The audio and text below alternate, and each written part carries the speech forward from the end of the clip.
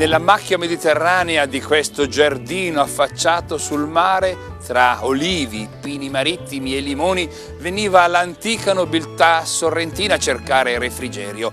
Si beveva un goccio di fresco limoncello, si sorseggiava una tazzolina di caffè preparata dalle sapienti mani delle mogli dei coloni, e questa antica palizzata di legno di castagno proteggeva dal freddo e dal vento il giardino delle meraviglie. Entriamoci insieme.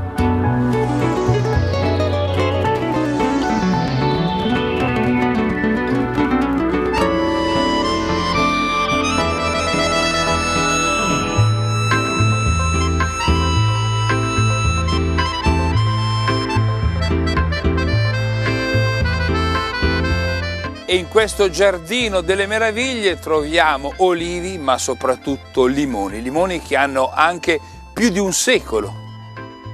Maurizio Ercolano è un produttore artigianale di limoncello che viene qui a trovare la materia prima per le sue bottiglie e anche per altri prodotti che poi vedremo. Ho parlato di giardino, ma in particolare qui siamo in quello che si chiama esattamente Giardino Sorrentino, con delle caratteristiche uniche. Esatto, ha detto bene signor Raspelli, Giardino Sorrentino. In Penisola Sorrentina, quando si parla di appezzamento di terreno, di un fondo, si dice sempre Giardino Sorrentino, perché prima di tutto le mogli dei coloni coltivavano lungo questi viali fiori, piante ornamentali, e poi la cultura è una cultura mista ed è unica al mondo. Qua troviamo la noce, il nespolo e i limoni. E poi guardi queste palizzate, che è un pergolato fatto da maestri ad hoc. Lungo questo pergolato venivano anche messe le viti dell'uva. Le viti quindi a 8 metri d'altezza? Sì, le viti dell'uva. E poi dei signori a piedi scalzi camminavano e facevano la raccolta su questi pergolati. Sopra i limoni ci sono delle reti che proteggono, immagino, dalla grandine. Sono di materiale plastico oggi? Sì, oggi sono di materiale plastico. Una volta veniva usata la pagliarella. Questa praticamente è una stuoia di paglia con assi di legno di castagno. Questo veniva usato proprio per proteggere i limoni dal gelo, dalla neve, dalla grandine. Questo limonetto è pianeggiante, siamo in effetti al piano di Sorrento.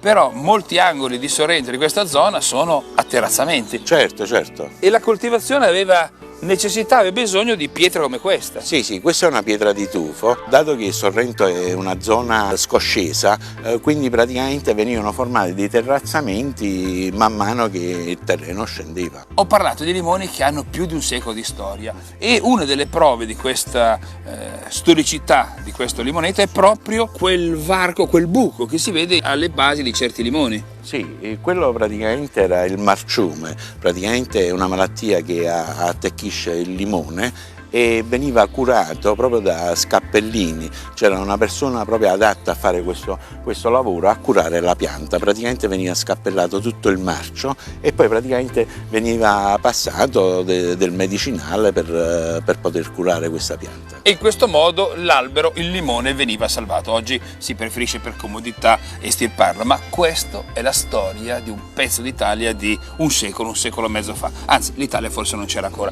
Ma veniamo a vedere da vicino il limone di Sorrento a indicazione geografica protetta. Eccolo qua. Quali sono le caratteristiche di questo limone? È un agrume a forma ellittica di colore giallo citrino. All'interno di questo limone c'è un elevato succo ad altissima acidità. Questo è il limone di Sorrento, proprio per le sue particolarità, per il suo profumo, per i suoi oli essenziali.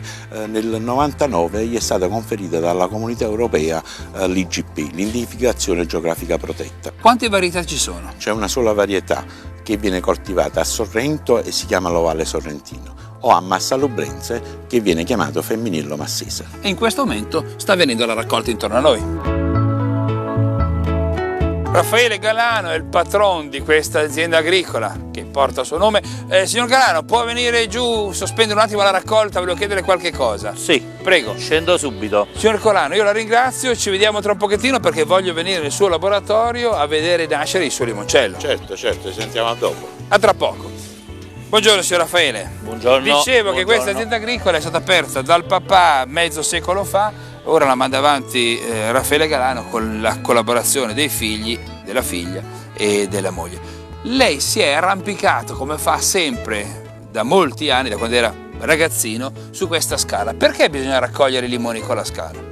Perché questo è un piantato molto vecchio e quindi è diventato alto. Tra l'altro parte di questi limoni sono stati innestati su antiche piante di arancia. Sì, sono state innestate perché questo principalmente è nato come un vecchio piantato di arancia. Poi abbiamo rimesso le piante di limoni, qualcuna è più bassa, qualcuna è più alta, che le più alte sono quelle vecchie.